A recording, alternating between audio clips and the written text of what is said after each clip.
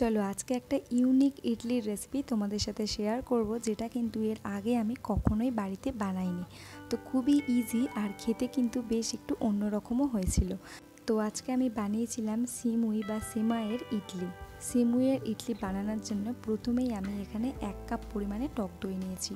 আর যে কোনো ইডলি বানানোর ক্ষেত্রে কিন্তু আমি আগেও বলেছি পরিমাণটা খুব ইম্পর্টেন্ট। মানে মাপ যদি জিনিসগুলো ঠিকঠাকভাবে নেওয়া যায় তাহলে কিন্তু আপনার ইডলি পারফেক্ট হতে বাধ্য। তো সেরকমই বড় কাপের 1 কাপ আমি এখানে টক দই নিয়েছি। দইটা কিন্তু আগে থেকে জল ঝরানোর কোনো প্রয়োজন নেই, জাস্ট নর্মালি এইরকম 1 কাপ দই নিতে হবে।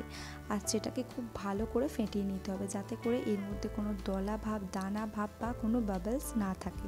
তো সুন্দরভাবে কিন্তু দইটা ফেটিয়ে নেওয়ার পর এখানে আমি ওই কাপেরই 1 কাপ পরিমাণে সিমুই দিয়েছি।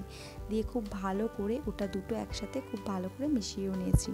তারপর আমি এখানে কিছু ভেজিটেবল কেটে নিচ্ছিলাম। তো এখানে একটা ক্যাপসিকাম নিয়েছি, আর কিছুটা নিয়েছি পেঁয়াজ, মানে মোটামুটি মিডিয়াম সাইজ একটা পেঁয়াজ, আর নিয়েছিলাম একটু গাজর। আর এই সবজিগুলো আমি একটা হ্যান্ড চপারের মাধ্যমে কেটে নেব, যাতে করে খুব সুন্দর করে মিহি করে ছোট ছোট কাটাও হয়ে যায়। আর এই যে গাজরটা দেখছেন, এটা কিন্তু আমি গ্রেট করে নেব, যাতে করে দেখতেও সুন্দর হয়। আর যেহেতু ইডলির উপরে অল্প করে একটু আমি গ্রেটেড গাজর দিয়েছি, তো তার জন্য কিন্তু গাজরটা গ্রেট করে নেব। আর এই সবজিগুলো খুব ভালো করে হ্যান্ড চপারের সাহায্যে কয়েকটা কাঁচা লঙ্কা দিয়ে খুব ভালো করে আমি মিহি করে কেটে নিয়েছি। তার সাথে সাথে গাজরটাও গ্রেট করে নিয়েছি। আর তারপর এখানে একটা ফোড়ন বানিয়ে নেব। তার জন্য একটা ছোট্ট ফোড়নের প্যানের মধ্যে আমি অল্প একটু সাদা তেল নিয়েছি, তার সাথে 1 চামচ করে সর্ষে, জিরে আর হাফ চামচের মতো মুগ ডাল আর কিছুটা কারি পাতা, অল্প একটু হিং দিয়ে হালকা একটু ভেজে নেব।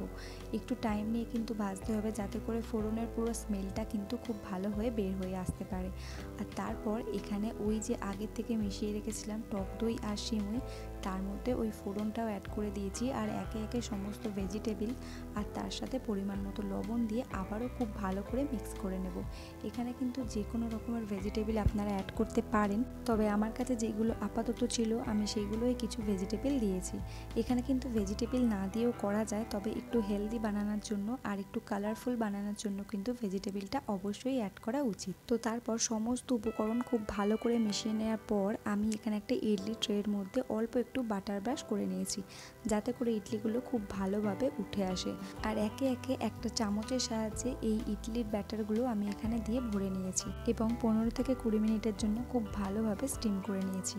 আর তারপর দেখুন কি সুন্দরভাবে ইডলিগুলো উঠে এসেছে, আর দেখতেও কি ইউনিক হয়েছে তাই না? খেতেও কিন্তু বেশ সুন্দর হয়েছিল।